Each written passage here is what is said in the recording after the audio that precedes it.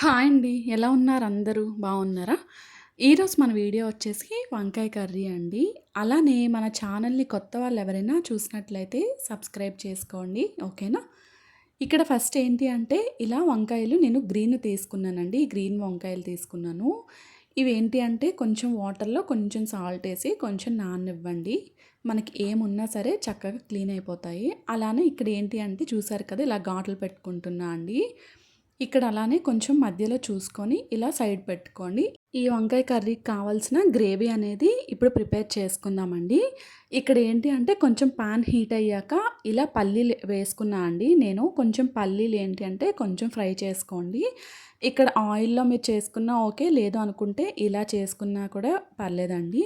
ఇక్కడ చూసారు కదా! ఇక్కడైతే నాకు పల్లీలనేవి ఫ్రై అయ్యాయి. సైడ్ తీసి పెట్టుకున్నాను. అలానే ఇక్కడ వేరే ఇంకా అదే ప్యాన్‌లో నేను ఆయిల్ కొంచెం యాడ్ చేసుకున్నాను. ఒక స్పూన్ వరకు ఆయిల్ సరిపోతుందండి. అలానే కొంచెం స్పైసెస్ అనమాట. కొంచెం ఇలాచీ ఉంటాయి కదండీ! లవంగా అవన్నీ కొంచెం యాడ్ చేసుకున్నాను. అలానే కొంచెం జీడిపప్పు, అలానే జీలకర్ర కొంచెం, అల్లం వెల్లుల్లి కొంచెం వేసుకున్నానండి. ఈ జింజర్ గార్లిక్ పేస్ట్ మీ దగ్గర ఉన్నా కూడా డైరెక్ట్‌గా యాడ్ చేసుకోవచ్చు. ఓకేనా? చూసారు కదండీ! ఇప్పుడైతే కొంచెం ఇది ఫ్రై అయ్యాక ఆ తరిగి పెట్టుకున్న ఆనియన్స్, అలానే టమాటా ఒక్కొక్కటి అలా కట్ చేసి వేసుకున్నాను. ఇదేంటి అంటే కొంచెం మనకు ఫ్రై అయితే పేస్ట్ అనేది పచ్చి స్మెల్ ఉండకుండా బావుంటుందండి. ఓకేనా?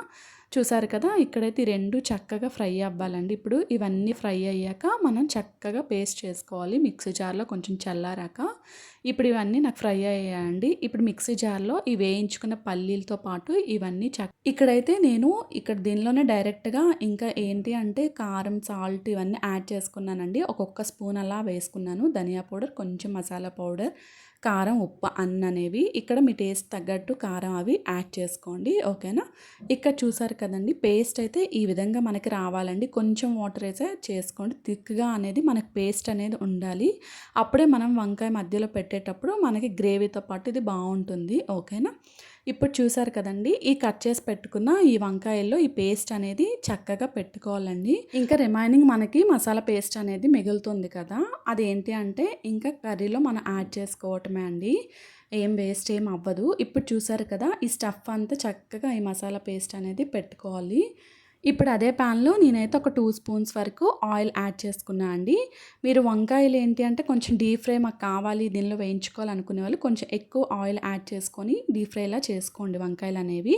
లేదు షాలో ఫ్రై చేసుకుంటే కొంచెం ఈ ఆయిల్ అనేది సరిపోతుందండి. ఓకేనా? ఇక్కడైతే ఆవాలు, జీలకర్ర అలానే తరిగి పెట్టుకున్న చిన్నగా కట్ చేసుకున్న ఆనియన్ ఒకటి యాడ్ చేసుకున్నా అండి. ఇలా చిన్నగా కట్ చేసుకుంటే ఏంటి అంటే మనకి ఫ్రై కూడా చక్కగా వారంగా అయిపోతుంది. చూసారు కదా! ఇప్పుడు ఇలా కొంచెం ఫ్రై అయ్యాక మనం స్టఫ్ పెట్టుకున్నాం కదండీ! ఈ వంకాయలన్నిటిని దీనిలో యాడ్ చేసుకోవాలి.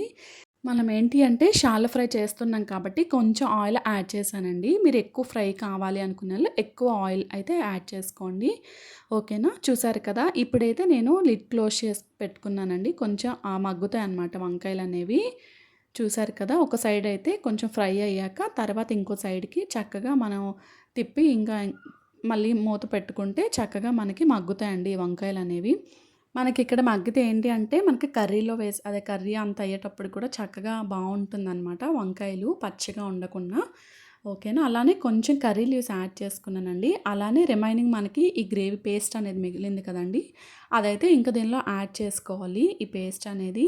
అలానే ఇంకా వాటర్ అయితే ఒక గ్లాస్ వరకు యాడ్ చేసుకున్నాను. మనకి గ్రేవీ ఎక్కువ కావాలి అనుకునే వాళ్ళు కొంచెం ఎక్కువ వాటర్ అలా యాడ్ చేసుకోండి. ఐ మీన్ కొంచెం పల్చగా అలా కావాలి అనుకునేవాళ్ళు. ఓకేనా? కొంచెం ఇదైతే కొంచెం అలా అంతా మిక్స్ చేసుకోవాలి.